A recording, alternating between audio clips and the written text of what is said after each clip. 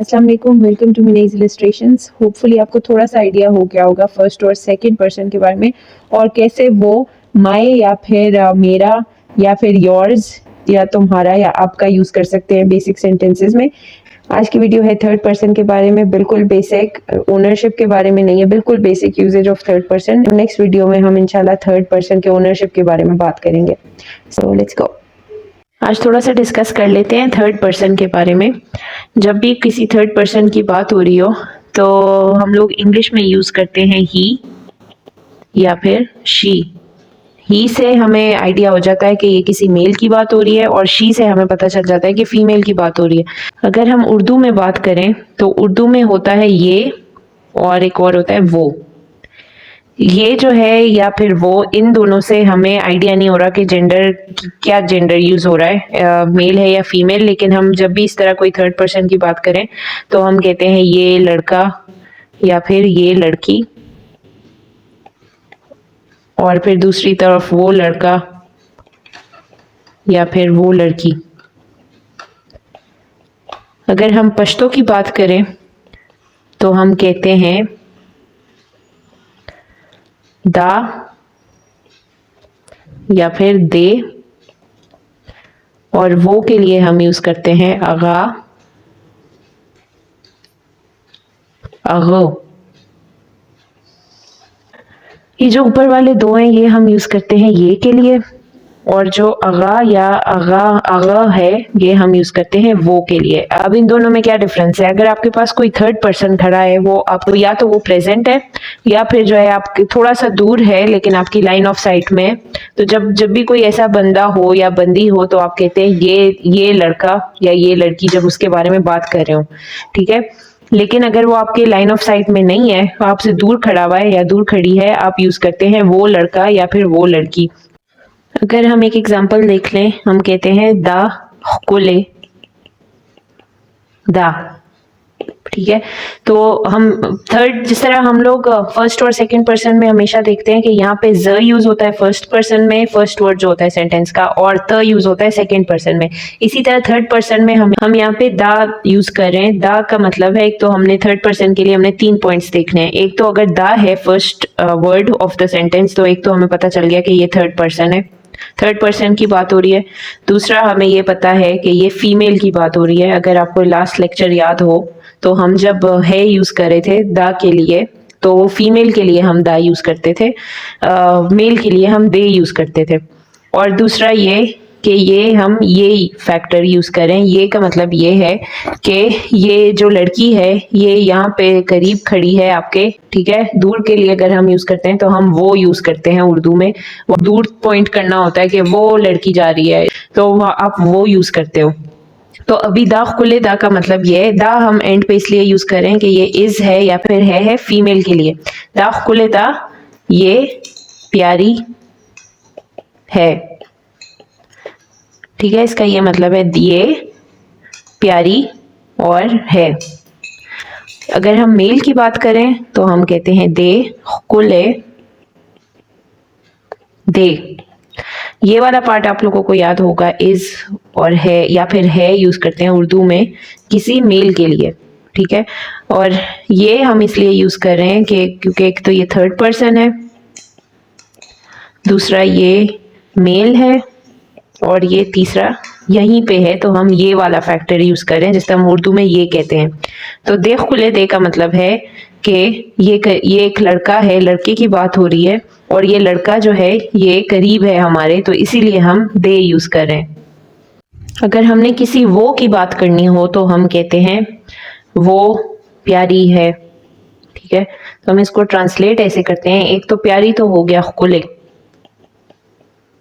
है हो गया इज या फिर है अगर हम देख रहे हैं तो अगर ये फीमेल की बात हो रही है, यहाँ से हमें पता चल रहा है फीमेल की बात हो रही है, तो ये यहाँ पे दा हो जाएगा।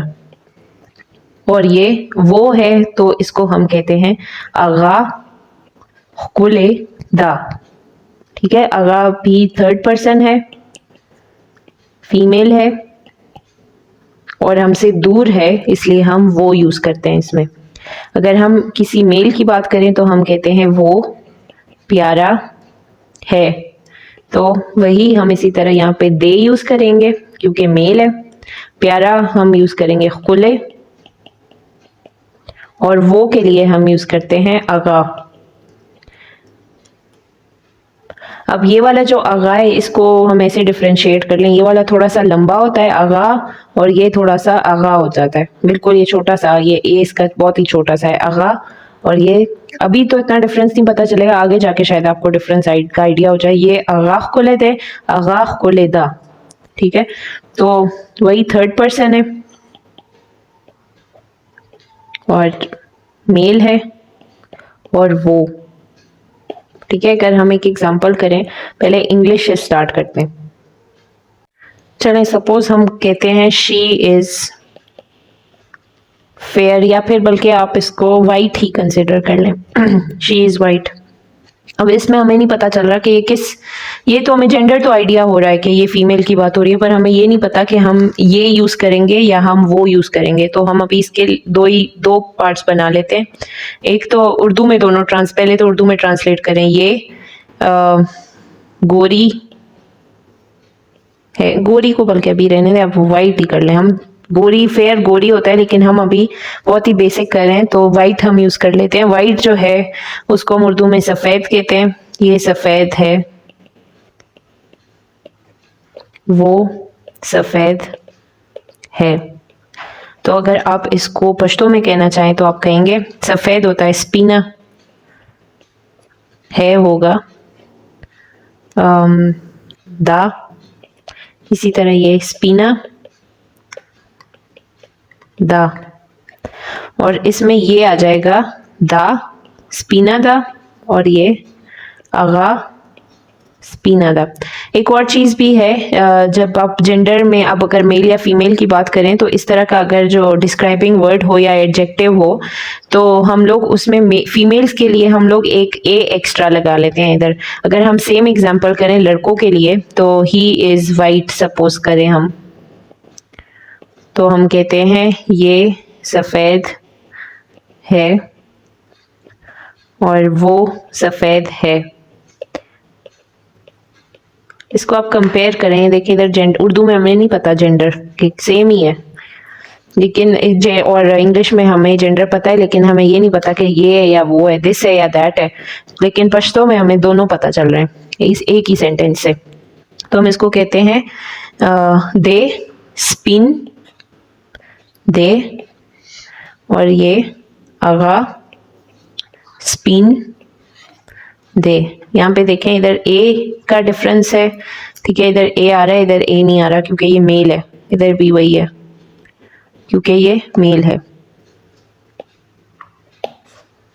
होपफुली आप लोगों को ये वीडियो भी समझ आ गई होगी। लास्ट वीडियो में मैंने ये कहा था कि किसी भी लैंग्वेज को आपने अगर सीखना है तो आपको उसकी स्पोकन को प्रैक्टिस करना होगा, और उसका तरीका यही है कि आप एक फ्रेंड को अपने साथ पकड़ लें, उसको भी ये वीडियो दिखाएं और फिर उसी के साथ प्रैक्टिस करें स्पीच की, तो फिर आप इंशाल्लाह जल्दी सीख लेंगे पश्तो। मैंने इस वीडियो के एंड में 2-3 एक्सरसाइजेज रखी हैं। अगर आप प्रैक्टिस करना चाहें पश्तो को तो आप उनको ट्रांसलेट करें पश्तो में और फिर उनको कमेंट्स में लिखें। अगर आप मुझे उसके वॉइस नोट्स भेजना चाहते हैं तो आप पश्तो पिक्शनरी पे भेज सकते हैं और उसका मैं इंशाल्लाह फिर आपको सही जवाब दे दूंगी।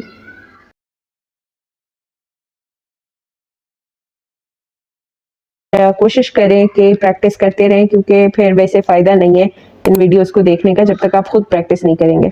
अल्लाह हाफिज़।